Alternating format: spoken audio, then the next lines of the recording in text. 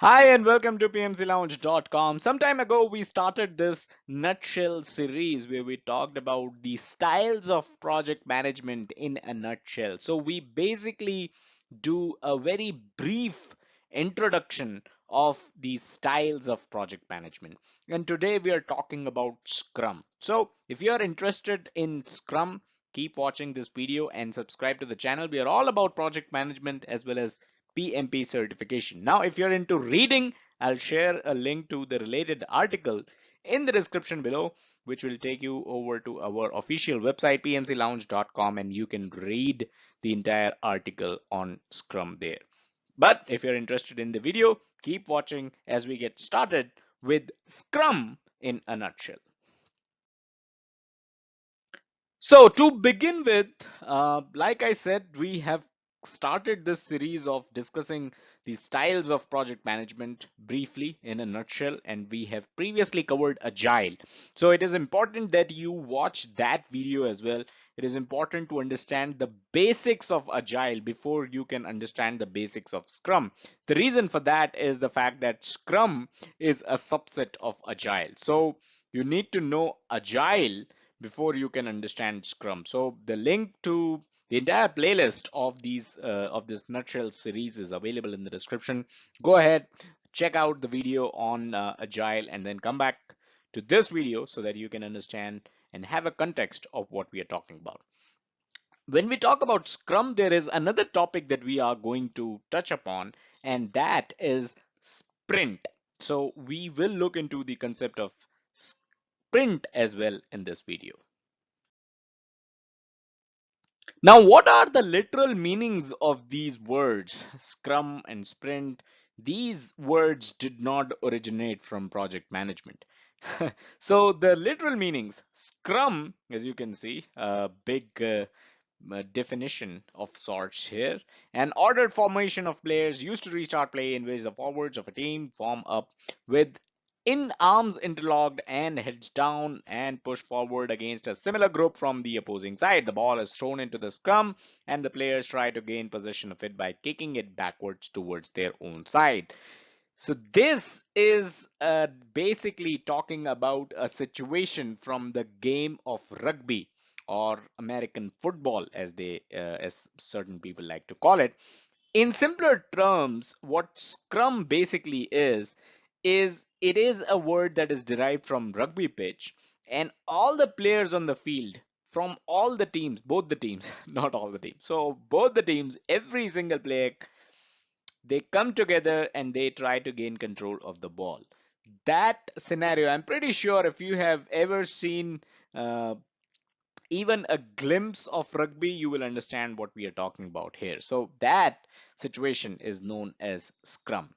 When it comes to sprint is a short race which is run at full speed. So it is not your marathons, it is a sprint. Sprint is a very short race, 100 meters, 200 meters, 500 meters. These races are run at full speed.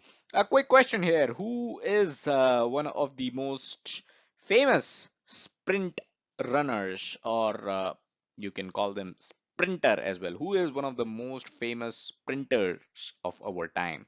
Do let me know in the comments. Just a quick question here. All right, let's move on.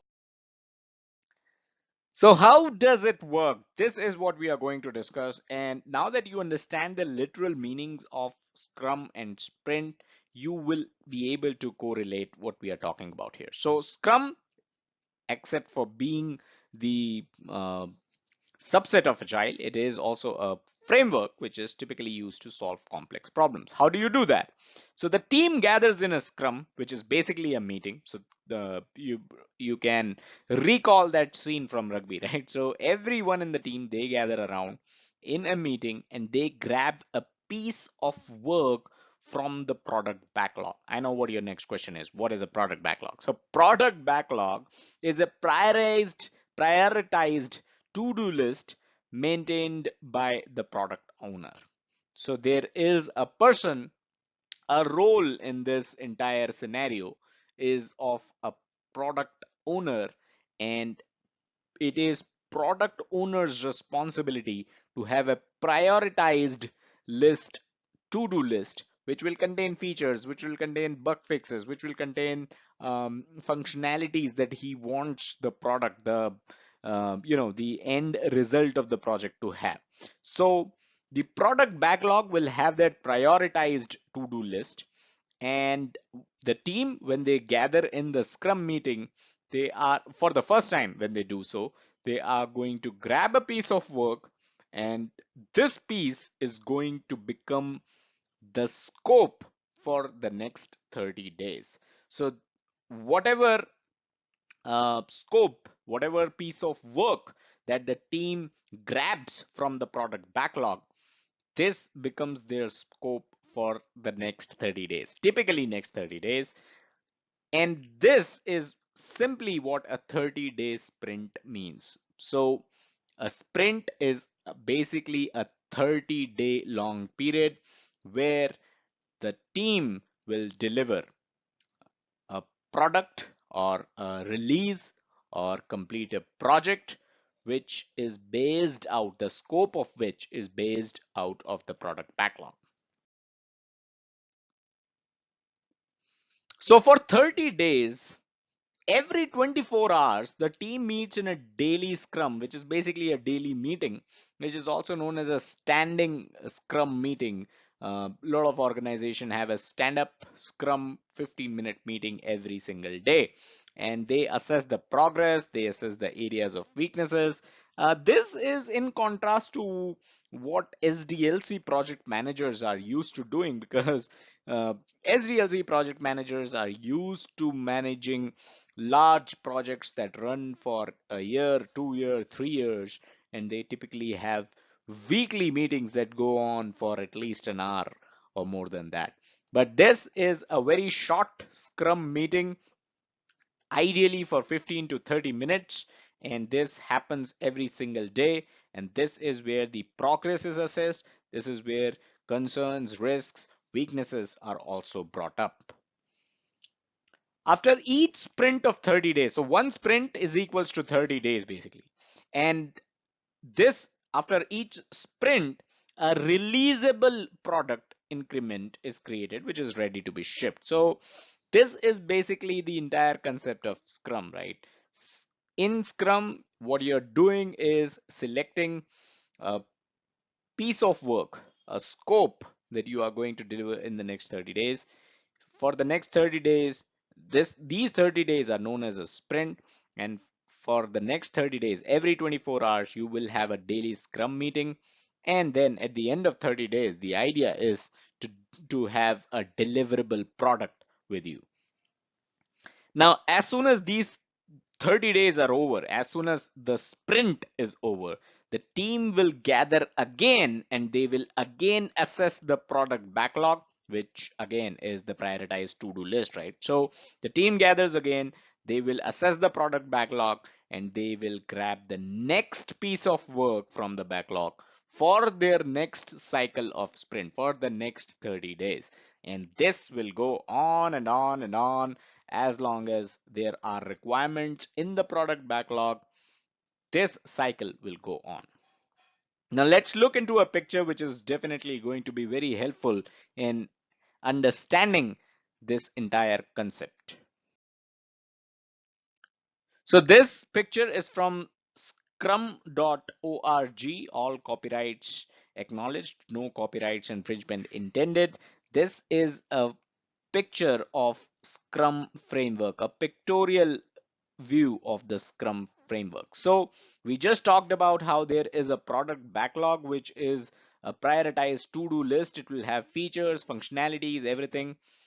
This is basically used for sprint planning. So sprint planning is nothing but the first scrum that we talked about, right? The first scrum meeting. And this is where this sprint is planned. The next 30 days, what they need to do in the next 30 days is planned. Whatever piece of work that they grab from the product backlog is now known as the sprint backlog, right? So they have a sprint backlog now, which the team will work on. So there is one Scrum team. Every day they will have this daily Scrum meetings, and for 30 days they will complete the sprint backlog. And once the sprint, so they'll be working on the sprint backlog for 30 days, reviewing it every single day in the daily Scrum. And after 30 days, there will be a quick sprint review. And once the sprint review is done, we are ready with an increment of the product, of the service, or whatever solution that you're working on, right? So at the end of 30 days, you have this increment ready with you. Once this is done, you do a sprint retrospective, what went right, what went wrong, as you can see this arrow. So once you're done with the increment, a sprint retrospective is done, and then this is basically used when you plan the sprint the next time. So once you're delivered the increment, the next step from here on is to do a sprint retrospective and then do the sprint planning again, wherein once again you will refer to the product backlog and you will take certain items from the backlog. You will grab a piece of work which will become your sprint backlog for the second sprint. So this is the entire cycle of Scrum. I hope this was clear. I hope you were able to understand at least the basics of Scrum. This is going to be helpful with your PMI-ACP certification. This is also going to be helpful with your CSM, the Certified Scrum Master certification, if you're looking for any of the two.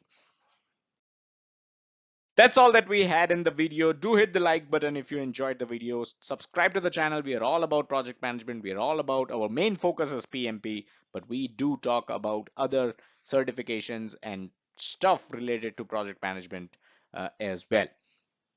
Check us out on our social media. PMC Lounge is our handle on YouTube, Facebook, and Twitter. And do check out the website pmclounge.com, your number one free resource for PMP and other project management certifications, as well as project management industry information. Thank you.